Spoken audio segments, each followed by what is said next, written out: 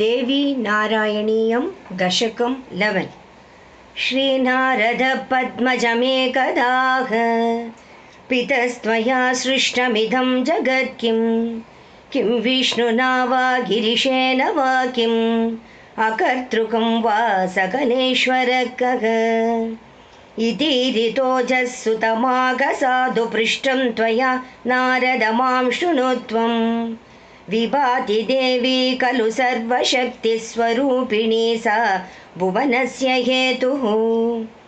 एकं परं ब्रह्म सदद्वितीयम्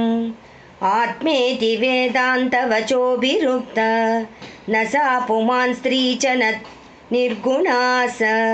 स्त्रीत्वं च पुंस्त्वं च गुणैर्ददाति सर्वं तथा वास्यमिदं जगत् सा जाता न सर्वं तथैव जातं तत्रैव सर्वं च भवेत् प्रलीनं सैवाखिलं नास्ति च किञ्चनान्यत् गौणानि चान्तःकरणेन्द्रियाणि सा निर्गुणा वाङ्मतिगोचरा च सा स्तोत्रमन्त्रैः सगुणा महद्भिः संस्तूयते भक्तविपन्निहन्त्री सुधासमुद्रे वसतीयमार्य द्वीपे विचित्राद्भुतशक्तियुक्ता सर्वं जगद्यद्वशगं वयं च त्रिमूर्तयो नाम यदाश्रिता स्मः तद्दत्तशक्तित्रयमात्रभाजः त्रिमूर्तयः पुत्रवयं विनीताः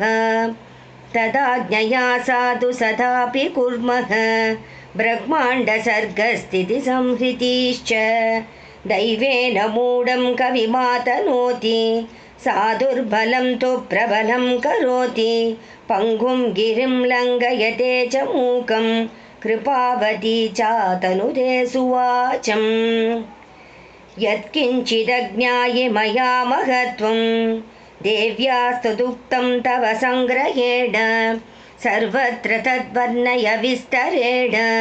विदत्स्व भक्तिं हृदये जनानाम् इति ऋतोजेन मुनिप्रसन्नः तव प्रभावं करुणार्द्रचित्ते व्यासं तथान्यांश्च यथोचितं स प्रबोधयामास पवित्रवाग्भिः न मे गुरुस्त्वच्चरितस्य वक्ता न मे गुरुस्त्वच्चरितस्य वक्ता न मे मतिस्त्वत्स्मरणैकसक्ता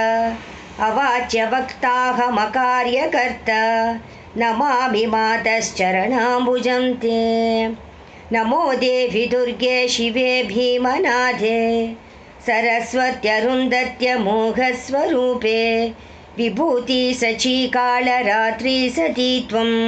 नमस्ते जगद्धारिणि त्राहि दुर्गे सर्वमङ्गलमाङ्गल्ये शिवे सर्वार्थसाधिके शरण्ये त्र्यम्बके गौरी नारायणी नमोऽस्तु ते जय आदिपराशक्ति की जय।